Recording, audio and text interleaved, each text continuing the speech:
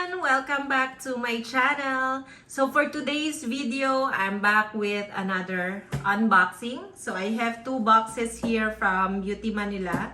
So these are all skincare and healthcare. So skincare because I love skincare. For those who don't know me yet, it's one of my cup of tea or passion because I love to take care of my skin. And also supplements I got from, most of my supplements actually I'm getting nowadays from BeautyMnl because they have range of supplements available in their website. And actually it took me a week to think about this purchase, whether to get it or not. But last night I was finally decided. I decided to get all this product because I need this product, my kids need this product, and all my worries were justified. Or baka nagdahilan lang ako to get this product.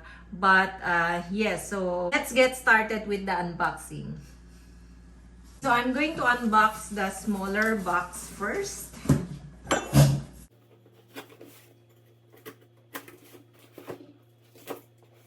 And by the way guys, I only placed this order last night around 1 a.m.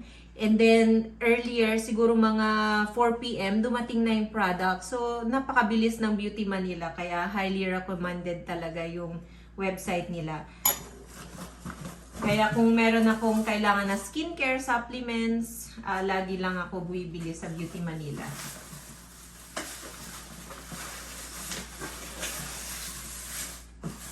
Okay, so first item, yes, okay. So this is a whey protein. After ng exercise ko, I will drink this whey protein para ma-build ko yung mga muscles. Next item is this one. I think I already know this.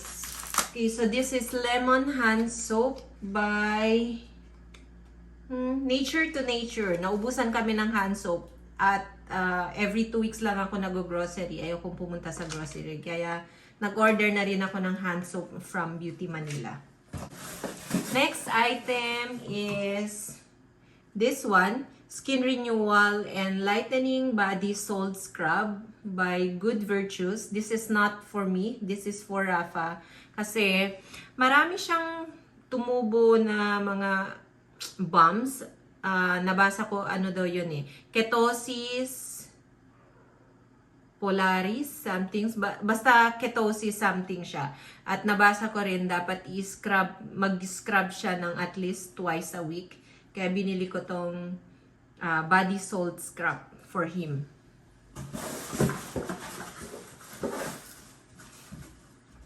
What's this? Oh, this is the scooper for the whey protein. 2 scoops. Next is, this is capsicum annum. I will pair this with my exercise. Nabasa ko sa review, kapag uminom ka nito before you exercise, habang nag-exercise ka, doble yung pawis. So, tingnan ko. Sana effective. Another one, kasi 30 capsules lang to per container. Kaya bumili ako ng 60 capsules. Next is, this is a deodorant. Natural deodorant. So, mineral deodorant, Sakura, Tawas. Also for Rafa.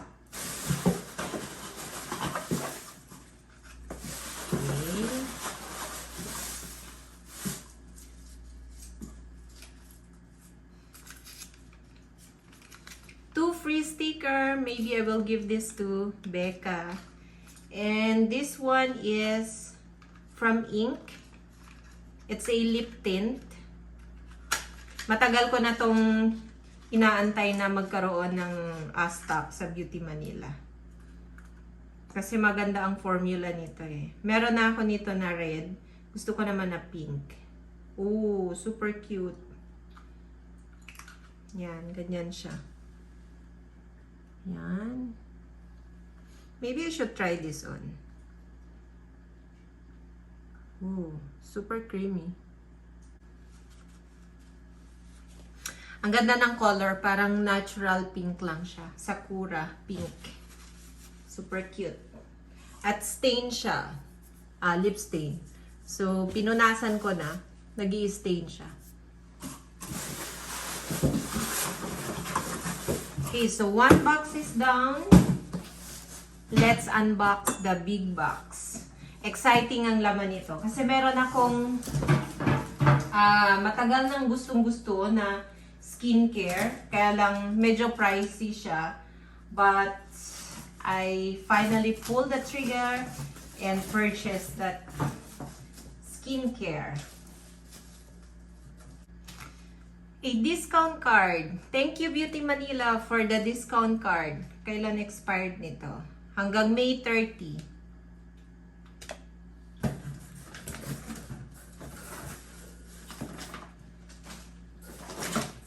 Okay, first is another whey protein. So this is in strawberry flavor. Itong isa caramel flavor.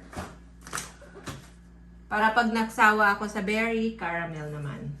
The next item is this one, this Goli. This is also a supplement. So I used to drink the ACV or apple cider vinegar. Kaya lang humahapdi yung tiyan ko. Kaya tinigil ko na. Tapos may nakita ako itong Goli, ACV gummies. So, susubukan natin to. Maganda yung review nito sa BeautyMnl. Sana effective sa akin. So, I will also pair this with this. Sa umaga ito. Tapos, pag mag-exercise ako, itong capsicum. Subukan na natin tong ACV gummies kung masarap nga ba talaga. Umpisahan na ang challenge. Tatanggal daw to ng cravings. At marami pang ibang health benefits.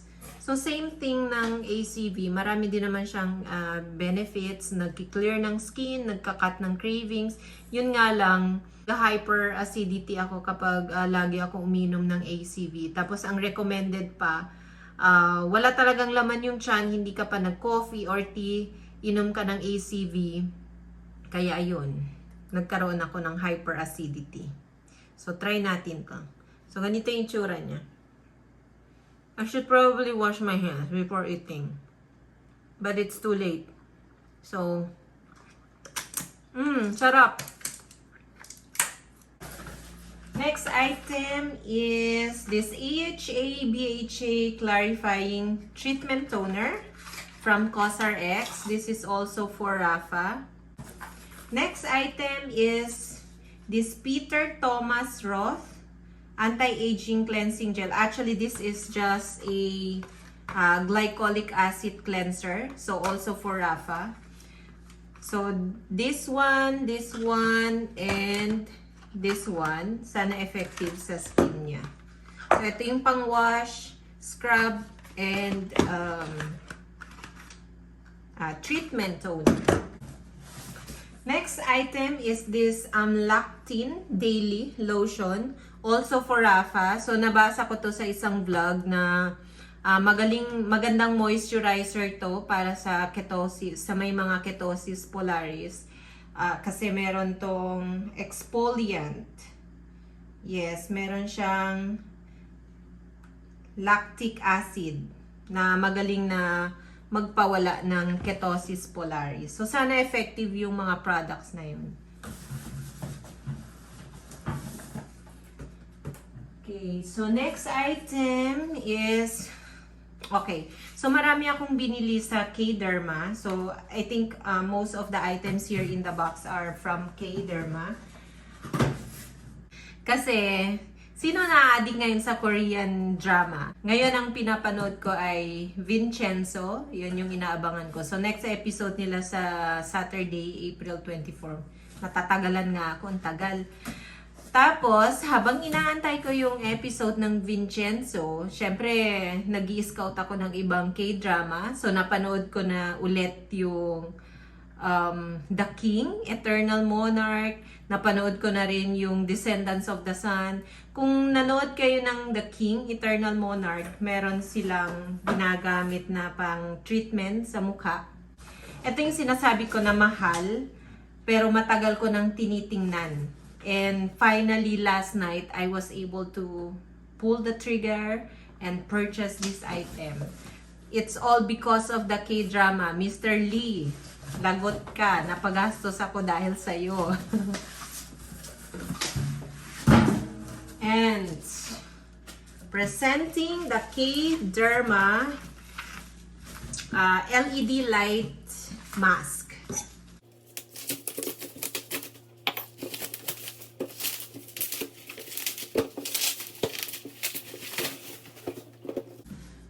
So, ayan siya guys. Love K-Derma LED light mask. Si Heart Evangelista ang nag-endorse nito sa Beauty Manila. Pero so far naman, sa mga binasa ko at napanood ko ng review, so far, ang LED mask is effective siya to treat acne, scars, acne, and also fine lines and wrinkles.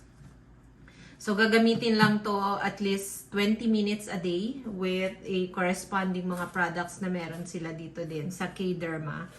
And sana effective. Bibigyan ko kayo ng updates after 2 months of using this. Tingnan natin kung may mangyayari sa mukha natin. Pero yun nga, medyo pricey to. Kaya dapat lang maging effective to. Oh my gosh. Pamalaglag.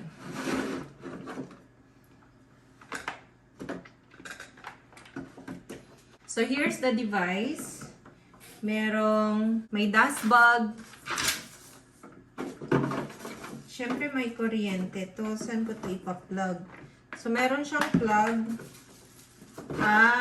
Okay. So ipa-plug siya dito.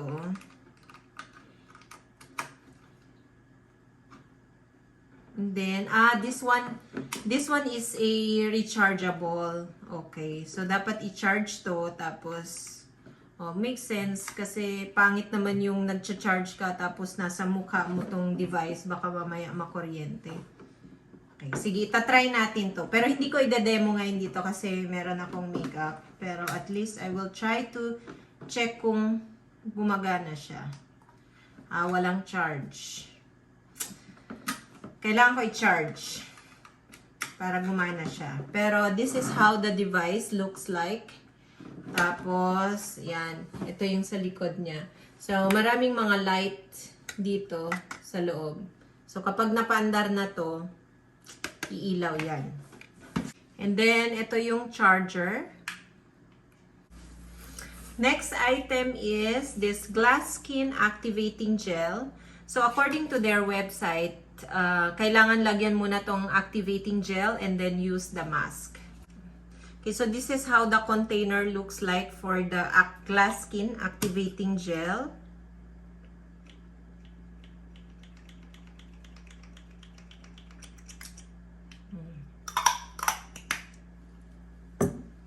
Ayan siya.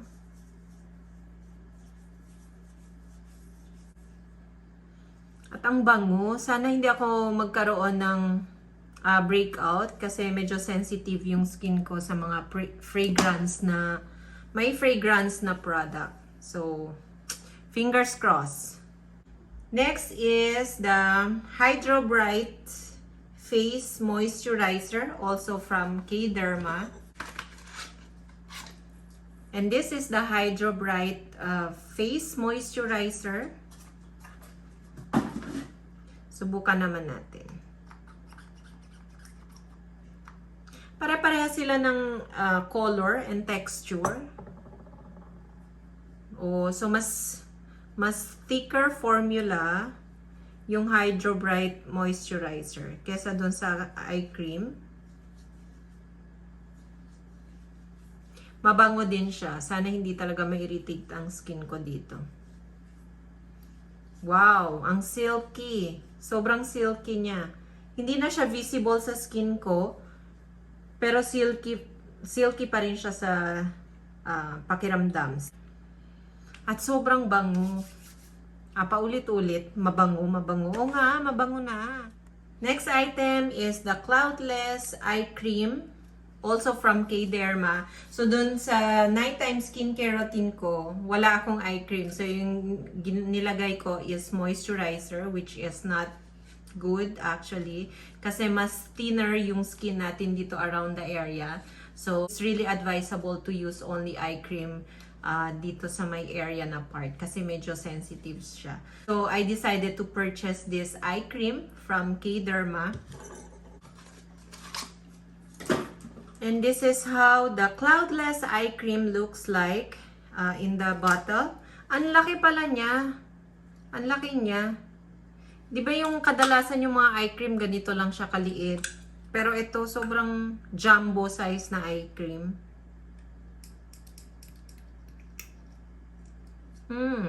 Same sila ng color ng activating gel. So, white. Silky. So, para lang din siyang activating gel. Silky. Ilang seconds din bago ma-absorb kaagad ng skin. Ito walang amoy. So, last item na sa box is... Ito hindi ko naman talaga kailangan. Pero gusto ko lang i-try. Ewan ko kung gagana to o hindi. Pero why not? I-try natin. Mura lang naman. So, ito yung nilalagay dito para maging V-shape daw yung face. Pero, hindi ko naman talaga ina-achieve na magkaroon ng V-shape na face. Pero, interesting. Kasi yung mga Koreans, diba, halos lahat sila naka V-shape yung face nila. So, why not? Let's try this. Kung gagana to, edi maganda. Kung hindi, gawin ko na lang headband. Kung kaya siya maging headband.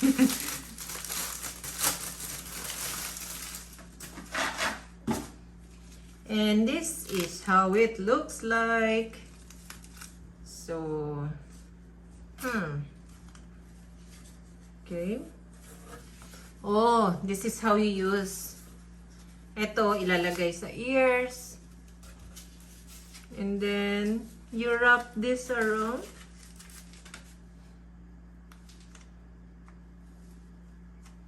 Ayan.